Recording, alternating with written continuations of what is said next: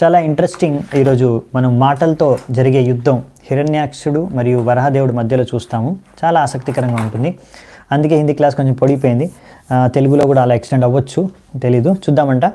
So ఈరోజు మనం కొత్త అధ్యాయాన్ని ఆరంభించబోతున్నాము. చాప్టర్ 18, 18వ అధ్యాయం శ్రీమద్ భాగవతంలో. ఈ రోజు నుంచి స్టార్ట్ అవుతుంది. ఈరోజు ముఖ్యంగా మనం మాటల యుద్ధం చూసుకుంటాము. దాని తర్వాత అసలు యుద్ధం స్టార్ట్ అవుతుంది. రేపటి నుంచి చర్చించుకుందాము. ఈ అధ్యాయం ఇంకా నెక్స్ట్ అధ్యాయంలో కూడా కంటిన్యూ అవుతుంది. నెక్స్ట్ అధ్యాయంలో భగవంతుడు వరాహస్వామి హిరణ్యాక్షుడిని వధించేస్తాడనమాట. అది నెక్స్ట్ అధ్యాయంలో జరుగుతుంది.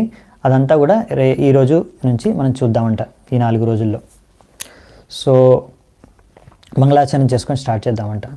ఓం అజ్ఞానతిమిరాంధస్య జ్ఞానాంజనశలాకయా చక్షోరున్మిళితం యేన తస్మై శ్రీగురవే నమః. శ్రీచైతన్యమనోభీష్టం స్థాపితం యేన భూతలే స్వయం రూపః కదా మह्यं దదాతి స్వపదాంతికం. వందేహం శ్రీగురూన్ శ్రీయుతాపదకమలం శ్రీగురూన్ వైష్ణవాంశ్చ శ్రీరూపం సాగ్రజాతం సహగణ రఘునాథాన్వితాం తం సజీవం సాద్వైతం సావధూతం పరిజనసహితం కృష్ణచైతన్యదేవం శ్రీరాధాకృష్ణపాదాన్ సహగణ లలిత శ్రీవిశాఖాన్వితాంశ్చ. నమో ఓం విష్ణుపాదాయ కృష్ణప్రేష్ఠాయ భూతలే శ్రీమతే భక్తివేదాంత స్వామినితి నామినే. నమస్తే సారస్వతే దేవే గౌరవాణి ప్రచారిణే నిర్విశేష శూన్యవాదీ పాశ్చాత్యదేశతారిణే. నమో మహావదన్యాయ కృష్ణప్రేమ ప్రదాయతే కృష్ణాయ కృష్ణచైతన్యనామినే గౌరత్విషే నమః. హే కృష్ణ కరుణా సింధో దీనబంధో జగత్పతే గోపేశ గోపికా కాంత రాధాకాంత నమోస్తుతే. తప్తపాంచన గౌరాంగీ రాధే వృందావనేశ్వరి వృషభానుసుతే దేవి ప్రణమామి హరిప్రియే. నీలాచల నివాసాయ నిత్యాయ పరమాత్మనే భలో భద్ర సుభద్రాభ్యాం జగన్నాథాయ తే నమః. వాంఛాకల్పతరుభ్యశ్చ కృపా సింధుభ్య ఏవ చ పతితానాం పావనేభ్యో వైష్ణవేభ్యో నమో నమః. జయ శ్రీకృష్ణ చైతన్య ప్రభు నిత్యానంద శ్రీ అద్వైత గదాధర శ్రీవాసాది గౌరభక్తవృంద. హరే కృష్ణ కృష్ణ కృష్ణ హరే హరే హరే రామ రామ రామ హరే హరే. హరే కృష్ణ.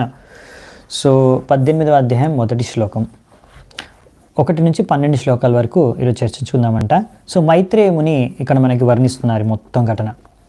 మైత్రేయ ఉవాచ తదేవమాకర్ణ్య జలేశ భాషితం మహామనాస్తద్విగనయ్య దుర్మదః హరేర్విదిత్వా గతిమంగ నారదాద్ రసాతలం నిర్వివిశేత్వరాన్వితః. సో ఇక్కడ మైత్రేయుని ఏమంటున్నారంటే, ఎంతో గర్వంతో మిథ్యా అహంకారంతో నిండిపోయిన ఆ దైత్యరాజు అయిన హిరణ్యాక్షుడు ఆ వరుణదేవుడు చెప్పిన వాక్యాల్ని లెక్క చేయకుండా, అంటే ఏం వాక్యాలు, భగవంతుడి చేతిలో విష్ణువు చేతిలో నువ్వు చచ్చూరుకుంటావు వెళ్ళావంటే అప్పుడు నీ తిక్క కుదురుతుంది, నీకున్న పొగురంతా అనిసిపోతుంది అని అంటారు కదా, దానికి లెక్క చేయరనమాట. అంటే నన్ను ఎవరేం చేయలేరులే. కానీ ఒక ఆనందం ఏంటంటే, నాకు ఇప్పుడు నా సామర్థ్యానుసారంగా నాతో యుద్ధం చేయడానికి నాకు ఒక అతను దొరికారు, ఎక్కడున్నా సరే నేను వెతికి పట్టుకుంటాను అనే ఉద్దేశంతో తిరుగుతున్నప్పుడు నారదముని కనిపించి నారదముని ద్వారా తెలుసుకుంటారంట. సో నారదముని ద్వారా తెలుసుకొని భగవంతుడు ఇలా గర్భోదక సముద్రం లోతుల్లో ఉంటాడు అని తెలుసుకొని ఇప్పుడు ఆ భగవంతుడిని వెతుక్కుంటూ తిరుగుతున్నాడు అనమాట హిరణ్యాక్షుడు. సో ఇప్పుడు ఏంటంటే హిరణ్యాక్షుడు ఒక ఆనందం ఏంటంటే, నాకు దొరికారు ఇప్పుడు నాకు యుద్ధం చేయడానికి, ఎంతో ఇప్పుడు యుద్ధం చేయాలని ఎంతో ఆయనకు ఇది ఉంది కదా కోరిక. సో అది తీరబోతుందని ఆయన ఉత్సాహం అనమాట. అందుకే విష్ణువు కోసం ఎక్కడున్నాడు అనేసి వెతుకుతున్నాడు. సో ఈ విధంగా వరుణ్ దేవుడు చెప్పినా కానీ విష్ణువుతో పెట్టుకోకు, నీ అహంకారం అణిచిపోతుంది, దాని తర్వాత నీ యుద్ధం చేసే కోరిక కూడా తీరుతుంది, కానీ దాంతోపాటు నువ్వు చచ్చూరుకుంటావు అని చెప్పినా కానీ వినకుండా ఇలా యుద్ధం కోసమని బయలుదేరుతున్నాడు వెతుకుతూ విష్ణువుని. సో ఇది మూర్ఖత్వం అనమాట అసురులది. ఇంకా చూద్దామంట ఎంత మూర్ఖత్వం ఉంటుందో వీళ్ళది. సో 2వ శ్లోకం నుంచి దదర్శ తత్రాభిజతం ధరాధరం ప్రోన్నీయమానావనిమగ్రదంశ్రయ ముష్ణంతమక్ష్ణా స్వరుచోరుణశ్రియ జహాస చాహో వనగోచరం మృగః. సో ఆయన చూస్తున్నాడంట. అలా వెతుకుతూ ఉన్నప్పుడు ఆయనకి ఏం కనిపించిందంటే ఒక అద్భుతమైన దృశ్యం. భగవంతుడు ఇక్కడ వరహ అవతారంలో, వరహ అంటే యాక్చువల్లీ అంటే మామూలుగా ఏ అవతారం అంటే మీకు తెలిసిందే కదా. సో మామూలుగా అడవి పంది, అలా వరహ అవతారంలో ఇప్పుడు ఆయన ఈ భూమిని పృథ్వీని, అది గర్భాధంలో ఒక సముద్రంలో మునిగిపోయింది. సో దాన్ని రక్షించడానికి అనేసి ఇప్పుడు ఆ పృథ్వీని ఎత్తుతున్నారు. సో ఎత్తుతున్నప్పుడు చూశారన్నమాట, ఆయన తన దంష్ట్రాల యొక్క అగ్రభాగంలో, అగ్రదంష్ట్రాయ అంటే టస్క్స్ ఉంటాయి కదా దంష్ట్రాలు, ఆ దంష్ట్రాల యొక్క అగ్రభాగంలో ఆ పృథ్వీని ఆ జలాల నుంచి గర్భోదక సముద్రం నుంచి ఇలా ఎత్తుతున్నారంట.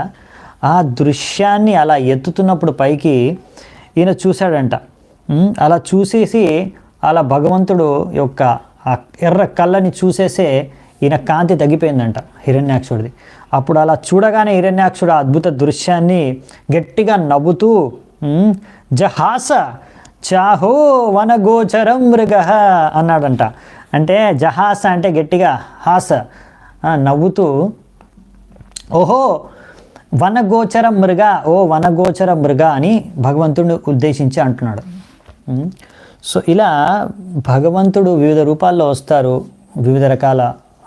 ఇప్పుడు ఇక్కడ వరాహస్వామి అవతారం రూపంలో వచ్చారు, లేకపోతే మత్స్య అవతారంలో చేప రూపంలో వస్తారు, లేకపోతే కూర్మ అవతారంలో కచ్చప అవతారంలో, కూర్మ రూపంలో కచ్చప రూపంలో వస్తారు, టార్టైస్ రూపంలో. ఇలా రకరకాల అవతారం, ఏ పశువు ఏ శరీరాన్ని భగవంతుడు ధరించవచ్చు.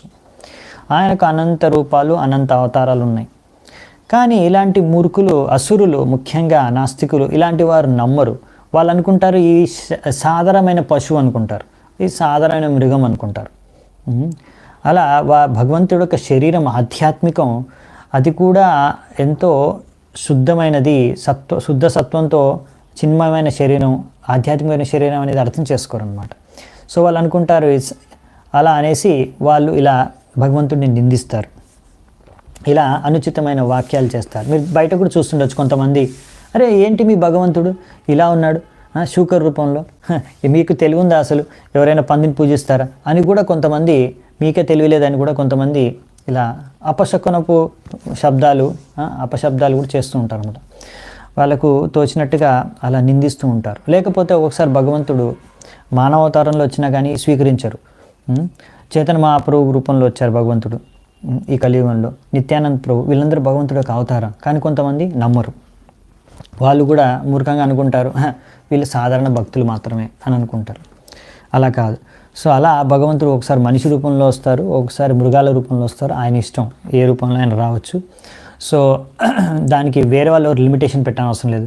భగవంతుడు ఇలాగే ఉండాలి అని నువ్వు అనుకున్నట్టు భగవంతుడు ఎందుకుంటాడు, భగవంతుడు ఎలాగున్నాడో అది నువ్వు స్వీకరించాలి చూసి. సో ఆ విషయాన్ని మనం అర్థం చేసుకోవాలన్నమాట. సో ఇక్కడ ఈయన హిరణ్యాక్షుడు అనుకుంటాడు ఒక సాధారణ, అందుకని ఇక్కడ రాశారు వనగోచర మృగ అని అంటున్నారు. సో ఇక్కడ కొంచెం చెప్పాలంటే ఇప్పుడు వచ్చారు ఇంకా 2-3-4 శ్లోకాల్లో కూడా ఆయన ఇలా చెప్పాలంటే తిట్టడం అనమాట. అంటే ఒక రకంగా భగవంతుడిని ఇలా తిడతాడు ఎవరు, ఈ హిరణ్యాక్షుడు. కానీ మన ఆచార్యులు దీనికి ఒక మంచి ఇంకొక అర్థం కూడా ఇస్తారు ఈ శ్లోకాలకు. అవి కూడా మనం తాత్పర్యంలో చూసుకుంటూ వెళ్దాం. దీంతో పాటే ప్రభుపాల్ వారు ఇచ్చారు. శ్రీధర్ స్వామి అని మన గొప్ప ఆచార్యులు, చైతన్య మహాప్రభువులు కూడా ప్రశంసించేవారు శ్రీధర్ స్వామిని. ఆయన చైతన్య మహాప్రభువుల కన్నా ముందు సమయంలో వచ్చిన ఆచార్యులు. ఆయన ఈ యొక్క శ్రీమద్ భాగవతం పైన ఒక మొదటి వైష్ణవ ఆచార్య అనమాట. టీకా టిప్పని అంటే తాత్పర్యాలు రచించింది. సో ఆయన ఎంతో అద్భుతంగా ఇక్కడ చెప్తున్నారనమాట తాత్పర్యంలో. దీనికి ఇంకో అర్థం కూడా ఉంది. అంటే ఇప్పుడు ఈ హిరణ్యాక్షుడు చేసే వాక్యాలు ఒక భగవంతుడిని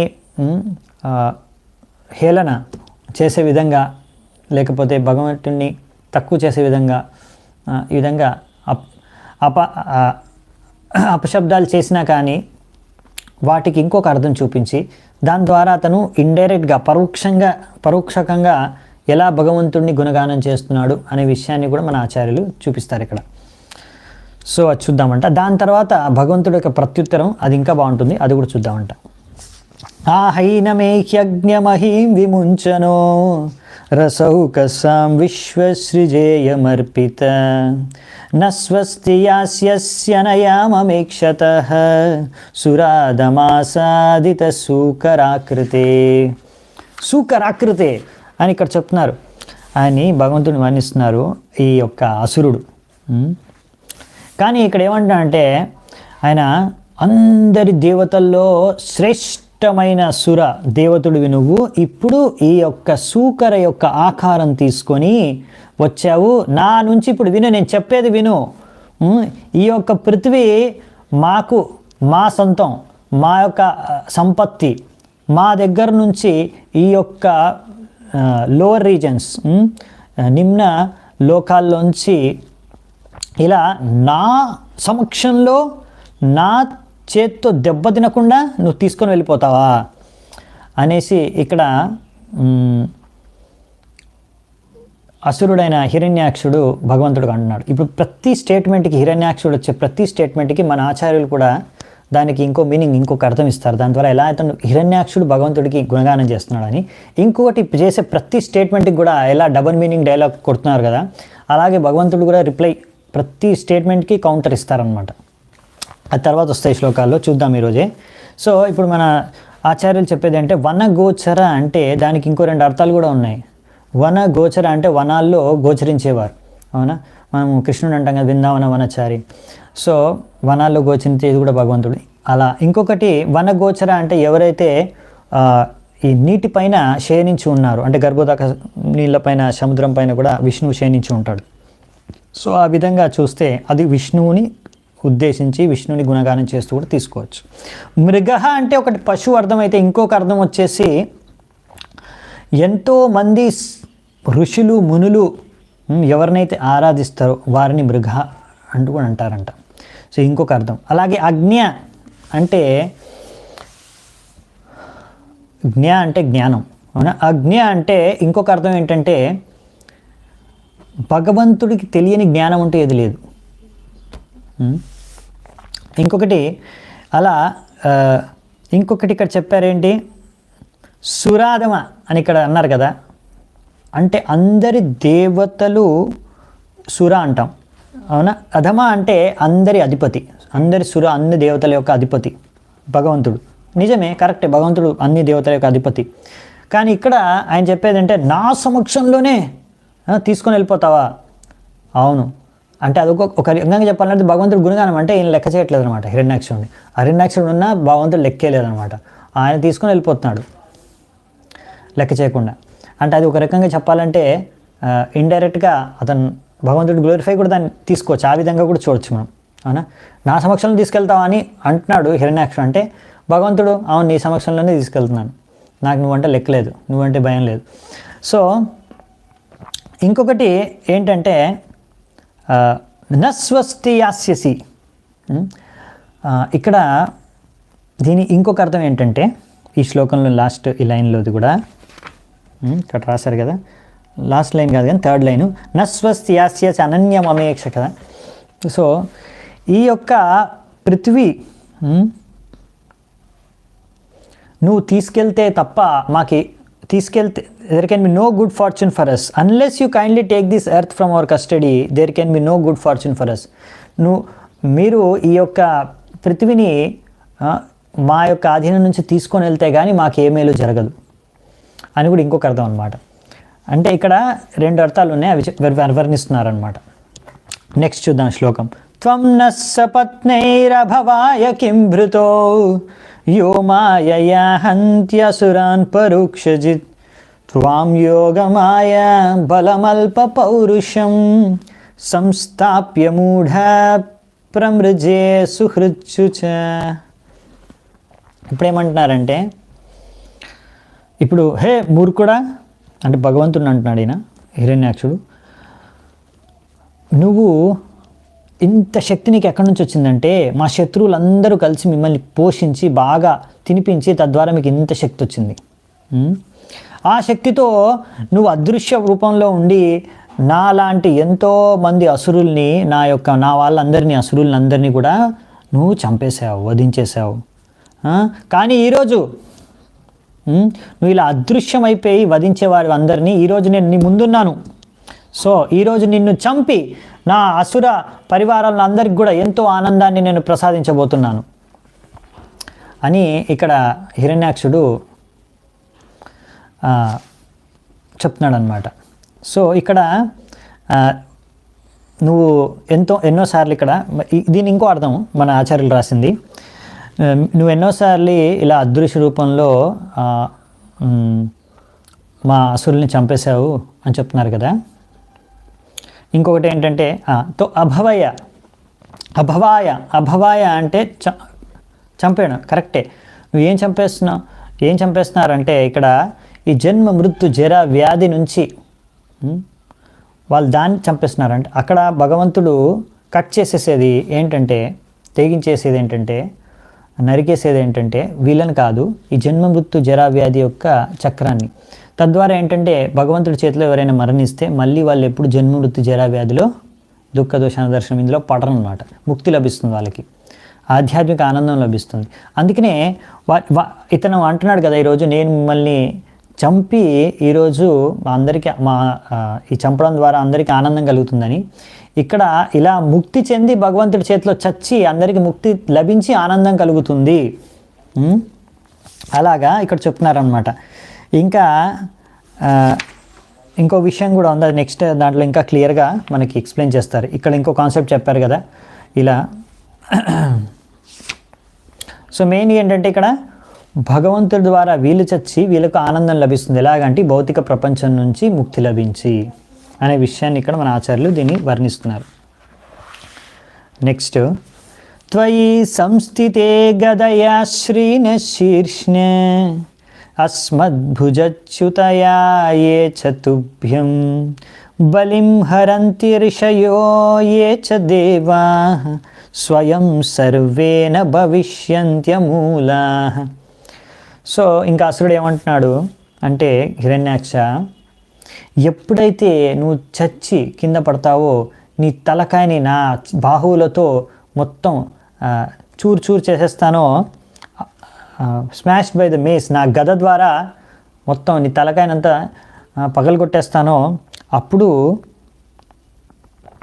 ఎవరైతే దేవతలు ఋషులు మునులు ఎంతోమంది నిన్ను ఆరాధించేవాళ్ళు పూజించేవారు నీకోసం యజ్ఞాలు చేసేవాళ్ళు వాళ్ళందరూ కూడా నీకు ఎంతో భక్తియుక్తమై నీకు ఎన్నో పూజలు యజ్ఞాలు చేస్తారు కదా, వాళ్ళందరూ కూడా సమూలంగా నాశనం అయిపోతారు. ఎలాగైతే ఒక చెట్టు వారి మూలంతో సహా అంటే వ్రేళ్లతో సహా రూట్స్తో సహా మనం రూట్స్నే కట్ చేస్తామనుకోండి, చెట్టు మొత్తం ఎలా నశించిపోతుంది.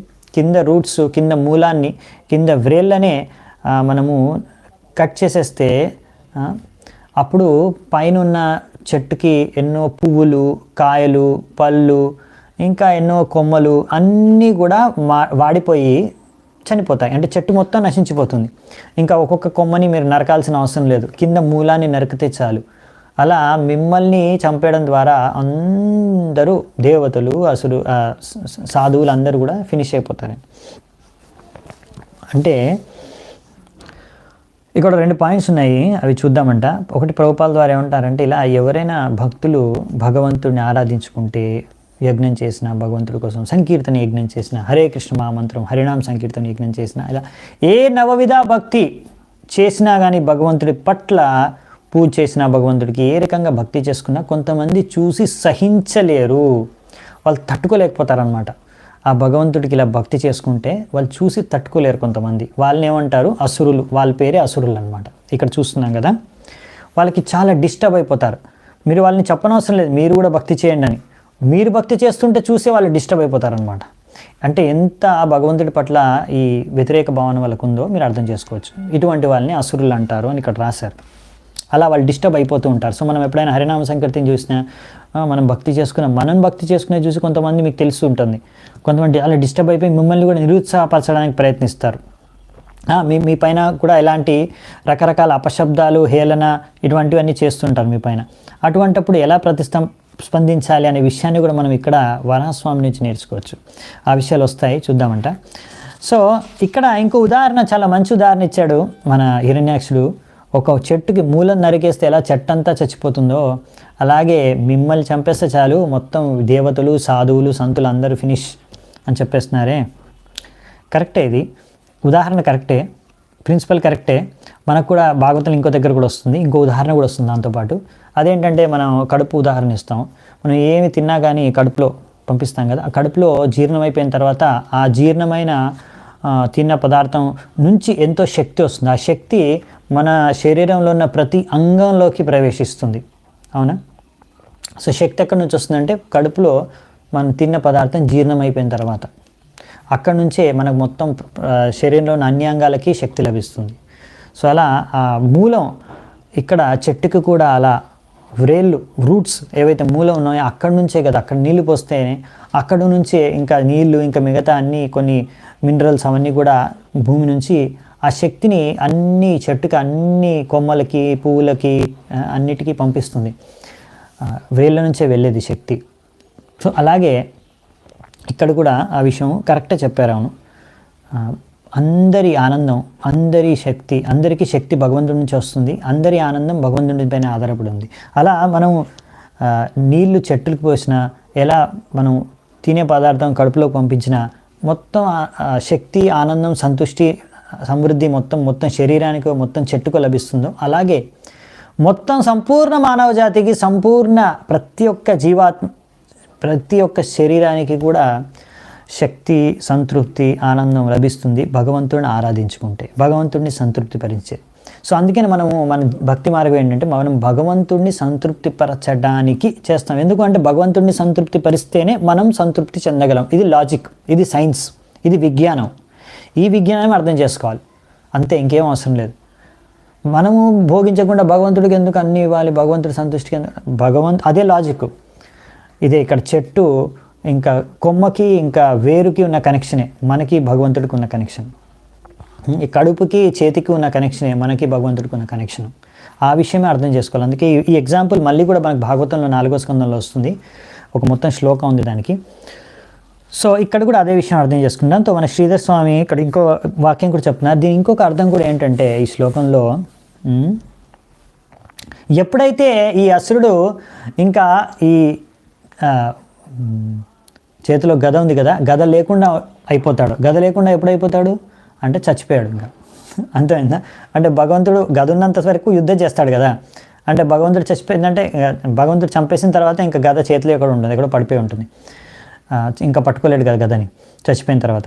సో అలా చచ్చిపోయినప్పుడు అందరూ భక్తులు దేవతలు అందరూ శుద్ధ భక్తులు అందరూ కూడా ఎంతో సంతృప్తి చెందుతారు, ఆనందిస్తారు అని చెప్తున్నారు.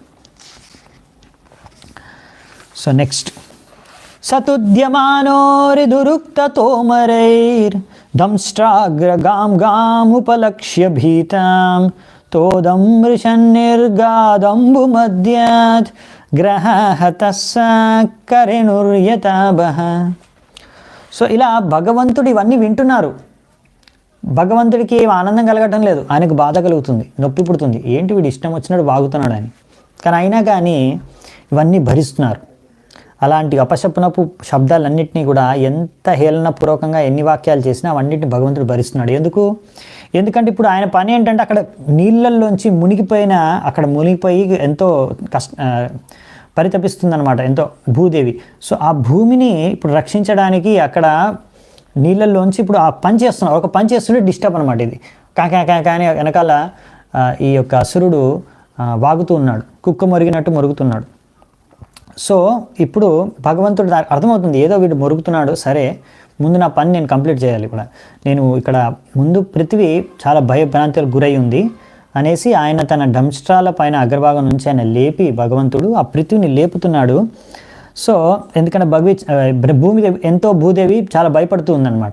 అందుకే ముందు భూమికి ఒక మంచి సురక్షత కల్పించిన తర్వాత, సురక్షమైన స్థానంలో ఉంచిన తర్వాత, ఆ భయం తగ్గించిన తర్వాత వీడి సంగతి చూద్దామని భగవంతుడి ఉద్దేశం. అప్పటివరకు భరిస్తానని. సో అలా భగవంతుడు నీళ్ళల్లోంచి ఇప్పుడు పైకి లేచాడు. పైకి లేస్తున్నప్పుడే ఇన్ని వాక్యాలు చేశాడనమాట హిరణ్యాక్షుడు. ఎస్, దంష్ట్రాల్ అంటే కొరలు, రైట్, కొరలో నుంచి. Thank you Pratibha Mataji. So కొరలో నుంచి ఎత్తుతారు. సో దాని తర్వాత ఈ దృశ్యం ఎలా అనిపించిందంటే, ఒక మగ ఏనుగు తన భార్య లేకపోతే ఒక ఆడ ఏనుగుతో సహా నీళ్ళల్లోంచి ఎలా లేచినప్పుడు ఎలా ఉంటుందో సీను అలా కనిపిస్తుంది దృశ్యం అని ఇక్కడ చెప్తున్నారనమాట. సో ఇందులో మళ్ళీ ప్రభుపాల్ వారు ఇక్కడ ఒక మంచి పాయింట్ చెప్తారు. మాయావాదులు ఎందుకు శ్రీమద్ భాగవతాన్ని ఆస్వాదించలేరు, సరిగ్గా అర్థం చేసుకోలేరు. ఎందుకంటే వాళ్ళ ప్రకారం భగవంతుడికి రూపం లేదు, భగవంతుడు నిరాకారుడు, అంటే ఆకారమే లేదు, అంటే చెవులు లేవు, ముక్కు లేవు, కళ్ళు లేవు, హృదయం లేదు, మనస్సు లేదు, ఏం లేదనమాట. సో అలాంటప్పుడు మరి భగవంతుడికి ఇలాంటి అసురులు ఏం వాక్యాలు చేసినా వినపడవు కదా, చెవులు లేవు కదా, ఆయనకి హృదయమే లేదా, నొప్పి ఎలా కలుగుతుంది? సో ఇవన్నీ విషయాలు అర్థం చేసుకోవడం మాయావాదులకు అసంభవం. మరి అరే ఇక్కడ భగవంతుడికి రూపం వర్ణించారు, భగవంతుడికి నొప్పేస్తుందంట ఆయన చెప్పే వాక్యాల కంటే, అదంతా మాయ, భగవంతుడి రూపం కూడా మాయ అని చెప్పేస్తారన్నమాట మాయావాదులు. అందుకే వాళ్ళని మాయావాదులు, నిరాకారవాదులు అంటారు. సో అందుకని ఇటువంటి వారు సరిగ్గా భగవంతుడిని ఎప్పుడు అర్థం చేసుకోలేరు, భాగవతాన్ని ఎప్పుడు రసాన్ని ఆస్వాదించలేరు. భక్తులు మాత్రమే ఆస్వాదించగలరు. ఎవరైతే భగవంతుడి కూడా ఒక రూపం ఉంది, ఆకారం ఉంది మనలాగే, అంతేకాకుండా భగవంతుడి కూడా హృదయం ఉంది. భగవంతుడు కూడా మనకెలా ఎవరైనా ఏదైనా అపశప్నం ఇష్టం వచ్చినట్టు ఎవరైనా మనం తిట్టారనుకోండి, అప్పుడు మనకు కూడా బాధ కలుగుతుంది. అలాగే భగవంతుడు కూడా బాధ కలుగుతుంది. సో భగవంతుడికి కూడా అలాగే కొన్ని ఫీలింగ్స్ ఉంటాయి, మనకున్నట్టే ఫీలింగ్స్. ఆయన కూడా ఒక వ్యక్తి, ఆయన కూడా ఒక వ్యక్తిత్వం ఉంది మనలాగే. So God is a sentient being అనేసి ప్రభుపాల్ ద్వారా రాస్తారు. ఎలాగైతే మనం ఒక వ్యక్తి, మనకు కొన్ని ఫీలింగ్స్, మనకు కొన్ని భావనలు ఉన్నాయి, అలాగే భగవంతుడికి కూడా ఉంటాయి. భగవంతుడికి నచ్చుతుంది, కొన్ని నచ్చకపోవచ్చు, ఆయన కూడా ఫీలింగ్స్ ఉంటాయి. సో ఆ విషయం అలాగే మనం ఎప్పుడైనా మంచి ప్రార్థనలు చేస్తే, లేకపోతే మంచి ప్రేమపూర్వకంగా ఏమైనా వాక్యాలు చేస్తే భగవంతుడికి అవి నచ్చుతాయి. ఇలా అసురులాగా వాగితే అప్పుడు భగవంతుడికి అది నచ్చదు అనే విషయం మనం అర్థం చేసుకోవాలి. తం నిస్సరంతం సలిలాదనుద్రుతో హిరణ్యకేశో ద్విరదం యతాజశః కరాలదంష్ట్రో శని నిస్వనో బ్రవీత్ గతః హ్రియాం కిం త్వ అసతాం విగర్హితం.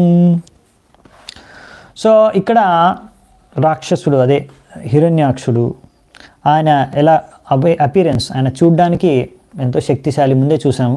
సో ఆయన జుట్టు యొక్క రంగు గోల్డెన్ కలర్ అంట, బంగారపు సువర్ణ రంగు ఆయన యొక్క జుట్టు రంగు.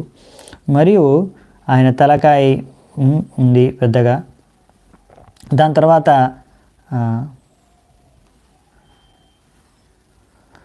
ద డీమన్ హెడ్, ఆయనకు కూడా కొరలు ఉన్నాయంట, ఆ యొక్క హిరణ్యాక్షుడికి కూడా.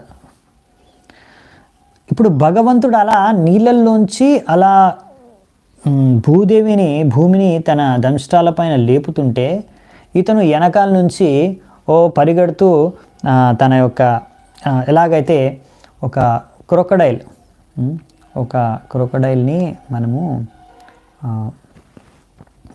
మగర్మచ్చ అంటారు కదా, క్రొకడైల్ని మొసలి, ఎలాగైతే ఒక మొసలి ఏనుగుని నీళ్ళల్లో అటాక్ చేయడానికి వెళ్తుందో, ఆక్రమణ చేయడానికి, అలా ఇప్పుడు భగవంతుడి వైపు వెళ్తున్నాడంట మొసలి. ఇక్కడ ఉదాహరణ ఇచ్చారంతే. సో మొసలి ఎలా ఒక ఎలిఫెంట్, ఒక ఏనుగుని ఆక్రమించడానికి వెళ్తుందో నీళ్ళల్లో, అలా ఈ యొక్క అసురుడు హిరణ్యాక్షుడు భగవంతుడి పైన ఆక్రమణ చేయడానికి వెళ్తున్నాడంట. ఎంతో గట్టిగా అరుస్తూ ఏమంటున్నాడంట, ఇతను ఉరుకుతున్నాడు, ఎందుకంటే ఇప్పటివరకు ఎన్నో వాక్యాలు చేస్తాడు, భగవంతుడు పట్టించుకోవట్లేదు కదా, ఇంకా క్రోధం పెరిగిపోయిందనమాట ఈ యొక్క హిరణ్యాక్షుడిలో. సో ఇప్పుడు ఇంకేమంటాడంటే, అదేంటి నేను ఇక్కడ నిన్ను యుద్ధాని కోసం ఆహ్వానిస్తుంటే పట్టించుకోకుండా భయపడి పారిపోతూ ఎందుకు ఇలా వ్యవహరిస్తున్నావు, నీకు సిగ్గుగా అనిపించడం లేదా? ఇలాంటి ఎనీవే, అంటే సిగ్గులేని వాళ్ళకి ఎంత చెప్పినా వాళ్ళకి ఏం పంటిప్పు ఉండదులే అని కూడా ఇక్కడ హిరణ్యాక్షుడు అనేస్తున్నాడు. అంటే ఇప్పుడు భగవంతుడు పట్టించుకోవట్లేదు కదా, అది కూడా తట్టుకోలేకపోతున్నాడు హిరణ్యాక్షుడు. సో దాన్ని ఇంకా కావాలని భగవంతుడిని రెచ్చగొట్టడానికి అనేసి ఇంకా గట్టిగా ఇలాంటి శబ్దాలు చేస్తున్నాడు అన్నమాట, వాక్యాలు. సో ఇక్కడ భగవంతుడు హిరణ్యాక్షుడికి ఏం భయపడలేదు, ఆయన ఎక్కడికి వెళ్ళిపోవట్లేదు. ఆ విషయాన్ని ఇప్పుడు భగవంతుడు క్లియర్గా చెప్తాడు. సో భగవంతుడు ఏంటంటే ముందు ఆ పృథ్వీని కాపాడి సురక్షితమైన స్థానంలో ఉంచడానికి చూస్తున్నారు. ఇంకా సీన్ జరుగుతుంది అంతే. సో ఇప్పుడు నెక్స్ట్ ఏం చేస్తారు, భగవంతుడు పృథ్వీకి సురక్షితంగా ఉంచుతారన్నమాట. తర్వాత ఈయనకు జవాబిస్తారు, అదే చూద్దామంట. సగాముదస్తాచలిలస్య గోచరే విన్యస్య తస్యామదదాత్ స్వసత్తం అభిష్టుతో విశ్వసృజ ప్రసూణేర్ ఆపూర్యమానో విబుధై పశ్యతోరే. తో దాని తర్వాత వరహస్వామి ఈ పృథ్వీని, భూదేవిని ఆయన దృష్టి అంటే కనిపించే దూరంలోనే ఆ గర్భోదక సముద్రం పైన తేలే విధంగా, ఇంతకుముందు మునిగిపోయింది అదే సముద్రంలో, కానీ ఇప్పుడు భగవంతుడు తన శక్తిని ఈ పృథ్వీలోకి ఇచ్చాడంట, ప్రవేశింపజేశాడు. తద్వారా ఏంటంటే భగవంతుడి శక్తి ద్వారా పృథ్వీ ఈ గర్భోదక సముద్రం పైన తేలుతూ ఉండేటట్టుగా ఆయన ఒక దగ్గర సురక్షితమైన స్థానంలో ఆయన దృష్టికి అంటే కనిపించే దూరంలో పెట్టారంట భగవంతుడు. ఇప్పుడు ఆ పృథ్వీ సముద్రంలో తేలుతూ ఉంది, ఇప్పుడు మునగట్లేదు మునుపటిలాగా. ఈ యొక్క అద్భుతాన్ని చూశారు అందరూ. హిరణ్యాక్షుడు కూడా చూస్తున్నాడు. ఆయన హిరణ్యాక్షుడు చూసి అలా చూస్తూ ఉండిపోయాడంట భగవంతుడు ఆ యొక్క శక్తిని, ఆ కార్యాన్ని చూసి. ఇంకా ఈ దేవతలందరూ కూడా పైనుంచి పుష్పవృష్టి చేశారంట వరహదేవు పైన, వరహస్వామి పైన, ఇంత అద్భుత కార్యం చేసినందుకు. సో మునిగిపోయిన ఆ పృథ్వీని ఇప్పుడు అదే నీటిపైన తేలే విధంగా చేశారు. ఇది భగవంతుడికే సాధ్యం. మూర్ఖులు, అసురులు దాన్ని అర్థం చేసుకోలేరు. రాయి నీళ్ళలో ఎలా తేలగలుగుతుంది, భూమి నీళ్ళపైన ఎలా తేలగలుగుతుంది, మునిగిపోతుంది కదా, అర్థం చేసుకోలేరు అనమాట. ఇక్కడ క్లియర్గా చూడండి, మునిగి ఉన్న పృథ్వీని భగవంతుడు అదే నీటిపైన తేలే విధంగా చేశాడు. ఇక్కడ క్లియర్గా అర్థమవుతుంది భగవంతుడు తన శక్తిని అక్కడ ఎలా ఇచ్చాడు. భగవంతుడి శక్తి ద్వారా ఏదైనా సాధ్యం అని. సో అందుకనే కొంతమంది మూర్ఖులు ఉంటారు కదా, భగవంతుడు రామచంద్రుడు అది రామసేతు చేసినప్పుడు లంక పైనకి వెళ్ళడానికి నీటిపైన ఆ రాళ్ళు తేలే నీటిపైన బ్రిడ్జ్ కట్టారు కింద ఫౌండేషన్ లేకుండా అని చెప్తారు కదా. సో అది జరిగింది, అలా అది సంభవం. భగవంతుడికి శక్తి ఉంది. భగవంతుడి శక్తి ద్వారా మునిగి రాయి కూడా తేలగలదన్నమాట. అది సామాన్య మనిషి ద్వారా చేయడం సంభవం కాదు. అందుకని అతను అనుకుంటాడు భగవంతుడు కూడా సంభవం కాదు. ఇది సామాన్య మనిషి యొక్క మూర్ఖత్వం. నాకు సాధ్యం కాకపోతే భగవంతుడికి ఎలా సాధ్యం అవుతుంది? అరే నీకు సాధ్యం కాదు, అందుకనే భగవంతుడికి సాధ్యం అవుతుంది, అందుకే ఆయన భగవంతుడు. నీకు సాధ్యం కాని భగవంతుడికి కూడా సాధ్యం కాకపోతే మరి నీకు భగవంతుడికి ఏం తేడా?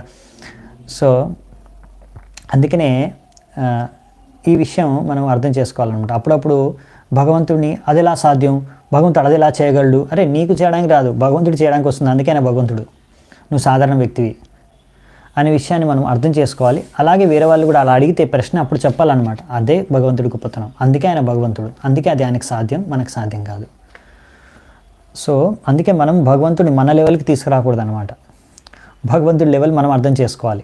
మన లెవెల్ ఇక్కడ కింద ఉన్న అనే విషయం కూడా మనం అర్థం చేసుకోవాలన్నమాట. సో ఇక్కడ ఒక ఈ అద్భుతం చేసిన తర్వాత ఇప్పుడు నెక్స్ట్ ఏం జరుగుతుందంటే పరానుశక్తం తపనీయోపకల్పం మహాగదం కంచన చిత్రదంశం మర్మాణ్యభీక్ష్ణం ప్రతుదంతం దురుక్తై ప్రచండమన్యో ప్రహంసస్తంభభాషే. ఇప్పుడు ఈ అసురుడు ఆయన దగ్గర ఎన్నో ఆభరణాలు ధరించి ఉన్నాడు అనమాట. మొత్తం పైనుంచి కింది వరకు ముకుటం కానీ రకరకాల బ్యాంగిల్స్, అదే గాజులు, లేకపోతే ఇంకా రకరకాల బంగారపు ఆభరణాలు, ఇంకా అది కవచం, బంగారు కవచం, ఇలా మొత్తం ఆభూషణాలతో ధరించి ఉన్న అతను ఇప్పుడు ఆ గద తీసుకొని భగవంతుడి పైన ఆక్రమణ చేయడానికి వెనక నుంచి వస్తున్నాడంట. భగవంతుడు ఇప్పటివరకు సహించాడు, ఎందుకంటే ఆ పృథ్వీని ముందు ప్లేస్ చేయాలి కదా సురక్షిత స్థానంలో, అది చేసేసారు భగవంతుడు. ఇప్పుడు ఆయనకు జవాబు ఇవ్వడానికనేసి భగవంతుడు కూడా ఇప్పుడు తన క్రోధాన్ని వ్యక్తం చేశాడు. సో భగవంతుడు ఎలా వ్యక్తం చేశాడు క్రోధం అనేది చూసి నెక్స్ట్ 3 శ్లోకాల్లో ముగిద్దామంట. కొంచెం 5 minutes పడుతుండొచ్చు. సో ఇందులో ఒక ముఖ్యమైన శిక్షణ ఏంటంటే ప్రభుపాల్ ద్వారా ఇస్తారు. ఇలా భగవంతుడు ఇలా సహించారు, అతను చేస్తున్నాడు ఒక కార్యం, ఒక ముఖ్యమైన కార్యం చేస్తున్నాడు, పృథ్వీని రక్షించడం. అది భగవంతుడికి చాలా ముఖ్యమైన కార్యం. సో మనం కూడా అలా మన ముఖ్యమైన కార్యం భక్తి చేసుకుంటూ ఉంటాం. సో అలా చేసుకుంటున్నప్పుడు, ఇలా భగవంతుడు తన కార్యం చేస్తున్నప్పుడు, తన డ్యూటీ చేసుకుంటున్నప్పుడు ఇలాంటి అసురులు వెనకాల నుంచి ఎన్నో వాక్యాలు అవహేళన చేస్తున్నారు, అపశబ్దమైన వాక్యాలు చేస్తున్నారు. సో అయినా కానీ భగవంతుడు ఇటువంటి వాక్యాల్ని ఏమాత్రం కేర్ చేయకుండా, ఏమాత్రం పట్టించుకోకుండా ఆయన డ్యూటీ ఆయన చేసుకుంటూ వెళ్ళిపోయాడు. ఆయన డ్యూటీ అయిపోయిన తర్వాత ఇప్పుడు వీళ్ళు పని చూస్తున్నారన్నమాట, ఈ అసురుల పని. సో అందుకనే ఇలా మనము ఎప్పుడైనా మన డ్యూటీస్ చేసేటప్పుడు కొంతమంది అసురు ప్రవృత్తి వాళ్ళు అలా ఏదో ఒకటి వాగుతూ ఉంటారు అనమాట. అంటే ఇప్పుడు మనం దారిలో వెళ్ళేటప్పుడు ఒక్కొక్కసారి మనం ఏదైనా పని మీద వెళ్తుంటే కుక్క మొరుగుతూ ఉంటుంది, కుక్క అరుస్తూ ఉంటుంది. కుక్క అరుస్తుంది అనేసి మనం మన పనులు ఆపుకుంటామా? అరిసే కుక్కలు అరుస్తూనే ఉంటాయి, మనం పనులు చేసుకుంటూనే వెళ్ళిపోతాం, అవునా? మనం అలాగే ఇలాంటి అసురులు అరుస్తున్నారనేసి, ఏదో హేళన చేస్తున్నారనేసి మన కార్యాలు మనం వదులుకోకూడదు. మనం చేసే భక్తి మనం చేసుకుంటూ వెళ్ళిపోవాలి. సో అందుకనే ఇక్కడ మనం డిస్టర్బ్ అవ్వకూడదు. మన కార్యాలు, భక్తి కార్యాలు చేసుకునేటప్పుడు ఎవరైనా ఏదైనా వాగుతూ ఉంటే ఇట్లా అసురు ప్రవృత్తి ఉన్న వాళ్ళు, మనం అలాంటి వాగుడు విని మనము మన భక్తి మార్గంలో విచలితం కాకుండా ఉండాలి అనే శిక్షణ మనకు నేర్పించడానికే భగవంతుడు ఇంతసేపు ఆయన చెప్పే వాక్యాల్ని సహించాడు. ఇప్పుడు భగవంతుడు జవాబిస్తారు. ప్రతి డైలాగ్కి భగవంతుడు కూడా అలాగే కొంచెం డబల్ మీనింగ్తో మాట్లాడతారు. ఇప్పుడు కొంచెం వ్యంగ్యంగా వెక్కిరించే విధంగానే ఆయనకు జవాబిస్తారు. శ్రీ భగవానువాచ సత్యం వయం భోవనగోచర మృగ యుష్మద్విదాన్ మృగయే గ్రామసింహాన్ న మృత్యుపాశై ప్రతిముక్తస్య వీర వికట్టనం తవ గృహనంత్యభద్ర. ఇప్పుడు భగవంతుడు ఏమంటాడు? అవును, ఇప్పుడు మేము నిజంగానే ఈ యొక్క వనాల్లో గోచరిస్తున్నాం. వనాల్లో గోచరించే వాళ్ళమే మేము.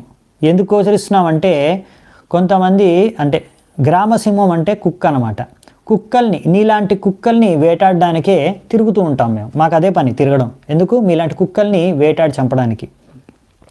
సో ఎవరైతే జన్మ మృత్యుకి అతీతులైన నేను నీలాంటి జన్మ మృత్యు జరావ్యాధి చక్రంలో చిక్కుకొని పడి ఉన్న నీ అటువంటి వాడికి భయపడే సమస్య లేదు. సో భగవంతుడు ఇక్కడ ఆయన పొజిషను, ఇక హిరణ్యాక్ష పొజిషన్ క్లారిఫై చేస్తున్నారు. నేను నీకు భయపడ్డావేంటి? నాకు మృత్యువే లేదు, నేను ఎందుకు భయపడతాను? ఎవరికి, నన్ను ఎవరు ఏం చేయలేరు, నేను ఎందుకు భయపడతాను? భయపడే అవకాశమే లేదు. కానీ నువ్వు భయపడతావు, ఎందుకంటే నువ్వు జన్మ మృత్యు జరావ్యాధిలో చిక్కుకొని ఉన్నావు. సో ఇక్కడ భగవంతుడు ఆ విధంగా చెప్తున్నారు అనమాట. నేను ఎందుకు భయపడతాను, నాకు మృత్యువే లేదా?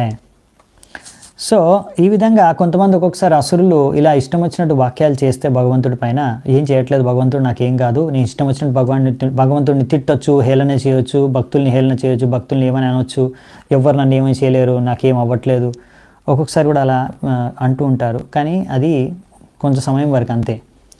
దాని తర్వాత వాళ్ళకు కూడా ఒక సమయం తర్వాత దానికి తగిన దండన దొరుకుతుందన్నమాట. వైష్ణవుల పట్ల అపరాధం చేసినా, భగవంతుడి పట్ల అపరాధం చేసినా తప్పకుండా ఎంతో కఠోరమైన శిక్షను వాళ్ళు ఈ జీవితంలో లేకపోతే నరకంలో తప్పకుండా అనుభవించాల్సిందే. అందుకనే ఇలాంటి మూర్ఖులు తెలియక ఇలా వాగుతూ ఉంటారనమాట. ఏతే వయం న్యాసహరారసౌకసాం గత హ్రియో గదయా ద్రవితాస్తే తిష్టామహేతాపి కథాంచిదాజౌ స్థేయం క్వయామో బలినోత్పాద్య వైరం. ఇప్పుడు అవును, మేము మీ దగ్గర నుంచి ఈ యొక్క రసాతలం ఆధిపత్యాన్నే దొంగిలించుకొని వెళ్ళిపోతున్నాం. మేము మాకేమీ సిగ్గులేదు కదా? అవును, కరెక్టే.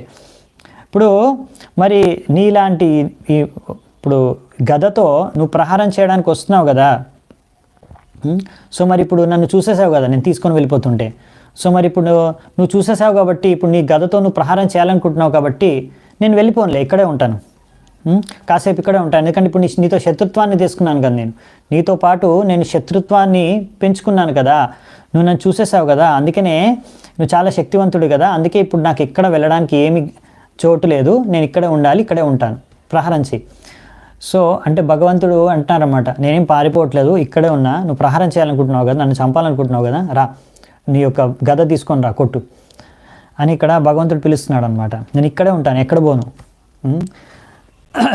సో భగవంతుడు చెప్పేది ఏంటంటే ఇక్కడ వ్యంగ్యంగా నేను తీసుకొని వెళ్ళిపోతాను, నువ్వు నన్ను ఆపాలనుకుంటున్నా, సరే నేను ఇక్కడే ఉంటాను, నువ్వు రా, నేను ఎక్కడ వెళ్ళట్లేదు, నిన్ను ఫినిష్ చేసి తర్వాతే తీసుకెళ్తాను, ఇదంతా నాదే, నేనే మొత్తం అన్ని జగత్తులకి అధిపతిని, అంతా నా సొంతమే, నా సంపత్తి, నీ సంపత్తి ఏం లేనే లేదు. సో ఈ విషయం అర్థం చేసుకోవట్లేదు అనమాట అసురుడు, హిరణ్యాక్షుడు. ఇలాంటి అసుర ప్రవృత్తి వాళ్ళు కూడా వాళ్ళు అనుకుంటారు నా సంపత్తి అని, కానీ అన్నీ భగవంతుడికి చెందిన అనే విషయాన్ని మర్చిపోతారు. అందుకే ఇలా వ్యవహరిస్తూ ఉంటారు అప్పుడప్పుడు. భగవంతుడిని అంటున్నాడు, నువ్వు దొంగతనం చేసుకొని వెళ్తావు, తీసుకొని వెళ్ళిపోతున్నావు నా సంపత్తి అని. సో నీ సంపత్తి ఏం లేదు. సరే నువ్వు అనుకుంటున్నావు అలా, నువ్వు ఇప్పుడు భగవంతుని వధించాలనుకుంటా, సరే రా అని పిలుస్తున్నారు. త్వం పద్రతానాం కిల యూతపాదిపో గతస్వనో స్వస్తస్య అశావనూహః సంస్థాప్య చాస్మన్ ప్రమృజశ్రుస్వాకనాం యస్వాం ప్రతిజ్ఞాం నాతి పిపర్త్య సభ్యః. నువ్వు చాలా పెద్ద సేనాపతివే, నీ దగ్గర ఎంతో సేనానికి నువ్వు అధిపతివి. సో ఇప్పుడు నువ్వు నన్ను చంపడానికి నువ్వు ఏం చేయాలనుకుంటావో చేసుకో. ఇంకా ఈ వాగుడు ఆపి, ఈ పిచ్చిబాగుడు ఆపి, దాని తర్వాత నువ్వు నన్ను చంపి మీ యొక్క బంధువులందరి కన్నీళ్ళు తుడు. ఎందుకంటే వాళ్ళు ఏడుస్తున్నారు కదా, ముందు ఎప్పుడో నేను చంపేశాను అనేసి నువ్వు అంటున్నావు, వాళ్ళందరికీ ఇప్పుడు ఆనందాన్ని కలిగిస్తా అంటున్నావు కదా నన్ను చంపేసి. సరే నువ్వు నన్ను చంపి వాళ్ళందరికీ ఆనందాన్ని కలిగి. సో ఇలా నువ్వు అహంకారంతో నన్ను అంటున్నావు, కానీ ఒకవేళ నువ్వు నన్ను వచ్చి నాతో యుద్ధం చేసి నన్ను చంపలేకపోయావు అనుకో, అప్పుడు నువ్వు చేసిన ఈ వాగ్దానాలన్నీ, ఇవన్నీ పెద్ద పెద్ద వాక్యాలు చేసావు కానీ అన్నీ దానికి ఏమీ గుర్తింపు లేకుండా పోతాయి. ఇంకా ఇలా ఒక వ్యక్తి, ఒక యోద్ధ యుద్ధభూమిలో చేసిన వాక్యాన్ని నిలబెట్టుకోలేదనుకో, అప్పుడు అతనికి మంచి సద్గతి కూడా లభించదు. సో ఇక్కడ ఒక విధంగా భగవంతుడు చెప్తున్నారనమాట. సో నువ్వు చేయాలనుకుంటున్నా చెయ్యి, మరి చంపుతా ఉంటాం, రా మరి చంపు మరి. సో చంపి నీ వాక్యాన్ని, నువ్వు చేసిన ప్రతిజ్ఞను నిరూపించుకో, నువ్వు నిజంగా వీరుడు అని, పెద్ద వీరుడు అంటున్నావు కదా. లేకపోతే మాత్రం మరి నీకు సరైన గతి ఉండదు, ఎందుకంటే నువ్వు ఇప్పుడు యుద్ధభూమి పైన ఇలాంటి వాగ్దానాలు చేస్తున్నావు కనుక. సో ఇక్కడ భగవంతుడు ఈ విధంగా హిరణ్యాక్షుడికి ఈ విషయాలు చెప్తారు. సో మనం మళ్ళీ తర్వాత చూద్దామంట. ఇప్పుడు అసలైన యుద్ధం స్టార్ట్ అవుతుంది, అది రేపటి నుంచి చూద్దాము. ఇక్కడ సెలవు తీసుకుంటాను, ఆల్రెడీ కొద్దిగా లేట్ అయిపోయింది. చాలా చాలా ధన్యవాదాలు మీ అందరికీ. ग्रंथराज श्रीमद् भागवतम की जय, श्री प्रभुपाद की जय, समवेत गौर भक्त वृंद की जय, निताय गौर सीतानाथ प्रेमानंदी, हरि हरि बोल.